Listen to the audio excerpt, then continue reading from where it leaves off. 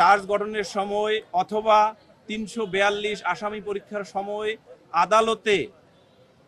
আদালতের প্রসিডিউর অনুসারে কথা বলা ব্যতীত কোনো মিডিয়ার সামনে কথা বলতে পারেন না।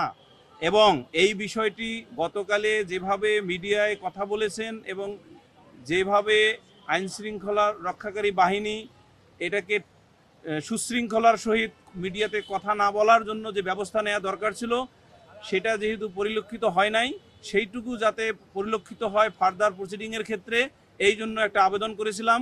এবং সেই আবেদনে মাননীয় ট্রাইব্যুনাল নির্দেশ দিয়েছেন যে আইনশৃঙ্খলা বাহিনী যাতে সুশৃঙ্খলভাবে আসামিকে তার জেল হাজতে এবং জেল হাজত থেকে আদালতে অথবা আদালত থেকে জেল হাজতে নিয়ে যান এবং মিডিয়ার লোকজন বা অন্য কোনো অথরিটির সামনে যাতে কথা না বলেন সেই ব্যবস্থার জন্য প্রয়োজনীয় আদেশ দিয়েছেন। মামলার মেরিট বা মামলার সাক্ষ্য বিষয়ে আমরা যখন আর্গুমেন্ট করব রাষ্ট্রপক্ষে, তখন বুঝতে পারবেন। ধন্যবাদ।